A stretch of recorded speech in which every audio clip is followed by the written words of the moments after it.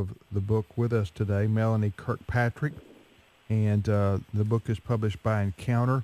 Melanie is a journalist, writer, and Hudson Institute Senior Fellow. She was deputy editor of the editorial page at the Wall Street Journal.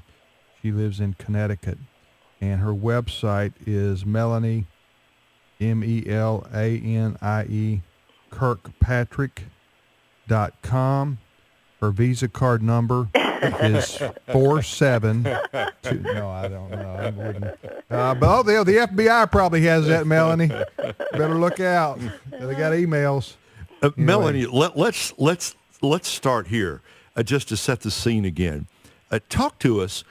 If you were a Christian in North Korea, what is your life like, and what are the dangers that you as a Christian would face? Religion is banned in North Korea, and yet Christianity appears to be growing there, albeit slowly, but it appears to be growing. There are two categories of Christians in North Korea. First are the catacomb Christians.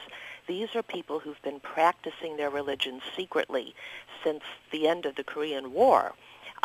It's illegal to possess a Bible. It's illegal to worship, so they have to do it very, very carefully. And in some cases, they've passed on their religion to their children and grandchildren. The second category are new Christians.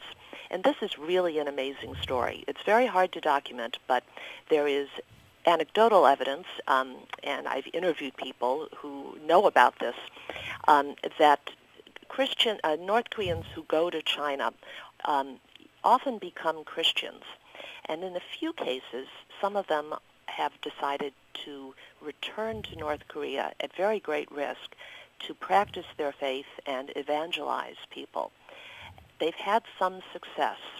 Usually these churches, if that's the right word, are house churches, and they may involve only a mother and father, a couple, who are secretly worshiping. They won't even tell their kids until their kids are old enough to understand that they can't share this information with anybody else. So we have no idea how many of these new Christians there are in North Korea, but there are reports that their numbers are growing. You know, it's North Korea.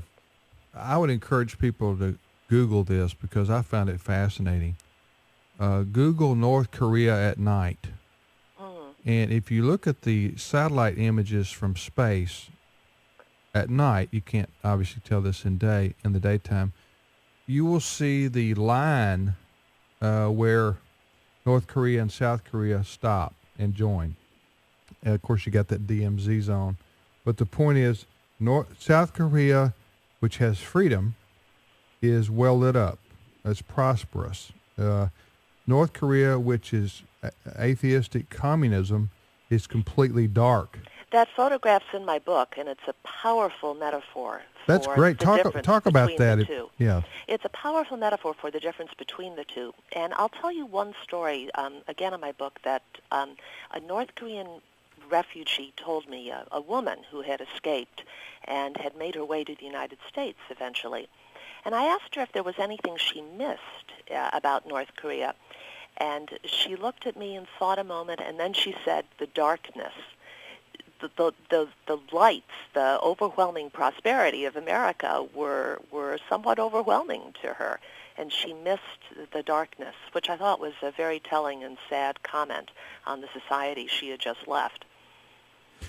Melanie, you mentioned earlier these human traffickers who somehow the Christians and the human traffickers work together. First of all, who are these human traffickers, and how do they do what they do? Well,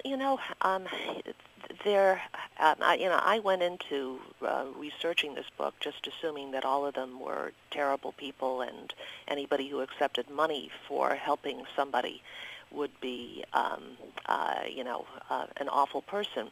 But there are really two categories of these brokers. There are people who are, in a way, honest businessmen. They take their responsibilities seriously.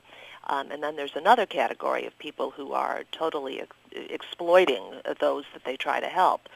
And the Christians, try to work with, obviously, with brokers that they can trust. It's very difficult, if you think about it, for a Christian who comes from, say, the United States to go to China and organize the escape of people across the thousands of miles that are China. Most of them go to Southeast Asia, and so the Christian will often need help in finding ways to get people across the country, and in some cases they turn to brokers to help them, brokers who have a good track record. The Christians themselves, though, I just have the greatest admiration for them. They're risking a lot to help North Koreans in China. As I mentioned earlier, it's against Chinese law to help North Koreans, and the Chinese Christians who help them are risking the most. I know of a Chinese woman who went to jail for 2 years for the crime of buying a train ticket for a North Korean. There are several Americans who've gone to jail in China for helping North Koreans. There's a pastor from Seattle by the name of Pastor Philip Buck who spent 2 years in jail in China for helping North Koreans. A businessman from the New York City area, Stephen Kim, spent 4 years in jail in China for this crime. How did, give us a brief history lesson, maybe for those who don't remember this or don't know the story about how North Korea and South Korea were separated in the first place. Is this post-World War I or World War II? I forgot. Yeah, it's World War II. At the end of World War II, Korea had been a Japanese colony, and at the end of World War II, the Soviet troops rushed into the northern part of Korea and established Kim Il-sung as leader there. This is the man who went on to form the dictatorship known as the Democratic People's Republic of Korea. And when the Korean War broke out in 1950, and it ended in 1953, and when it ended, the United Nations and established this demilitarized zone that bisects the peninsula with the communist state in the north and the free state in the south. Today, the demilitarized zone is, despite its name, the most militarized border in the world, with 1 million landmines buried there and troops on either side of the DMZ. So it's next to impossible for any North Korean to go south by going through the DMZ. Occasionally a soldier who knows his way through will be able to make it. And last month, in fact, one North Korean soldier did make a break for freedom and reached South Korea. He shot his 2 superior officers at the guard post where they were all standing watch and then fled across the border to the south.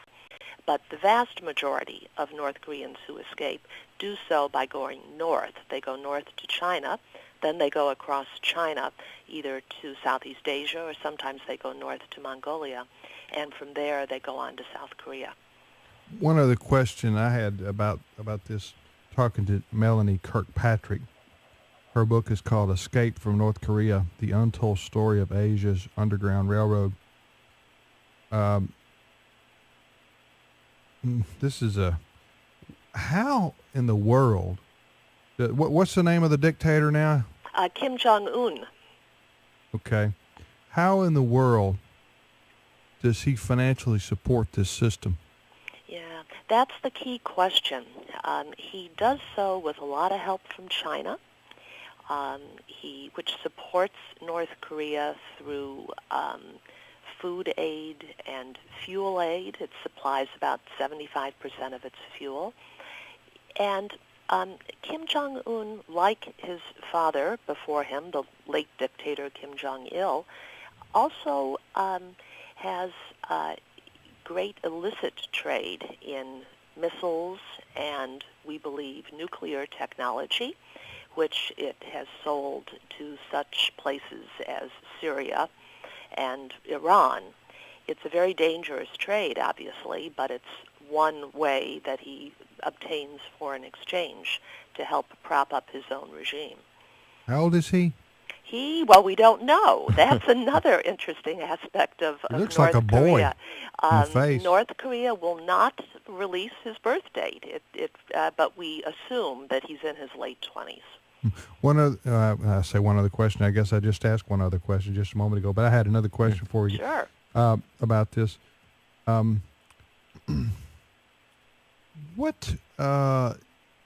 It's amazing to me. I understand. I watched the National Geographic special on the rise and fall of the Third Reich, and Hitler basically had a mission. Okay, he had He wanted to restore national pride.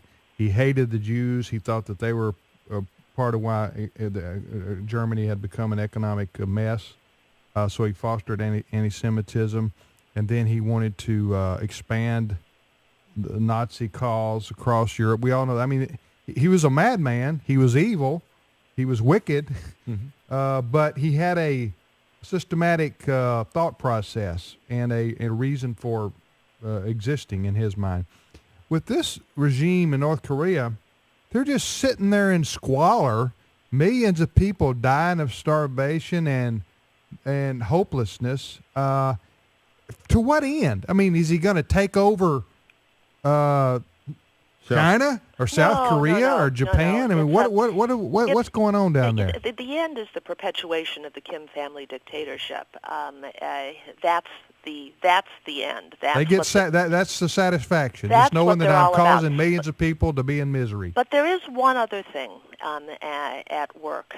Okay. The Kim family appears to believe in what they call the purity of the Korean race, and it does not want. It wants to be self-sufficient. It doesn't want to intermingle with other countries necessarily. So, for example, when China repatriates women, and most of the people who go to China are female, a high percentage are female, but if the North Korean who is sent back to North Korea is pregnant, her baby is aborted, and if the baby is carried to term, then the baby is killed. The reason for this is that North Korea does not want its race infected by what they call Chinese seed. So even China is considered by North Korea to be impure. Despite the fact that China is the one that props them up with money. Yes. Okay. It's bizarre, but it's the way it is. We're talking with Melanie Kirkpatrick. She's the author of the new book, Escape from North Korea, The Untold Story of Asia's Underground Railroad. Fascinating story. Don't know that there's anything else like it in print, published by Encounter Books. Melanie, can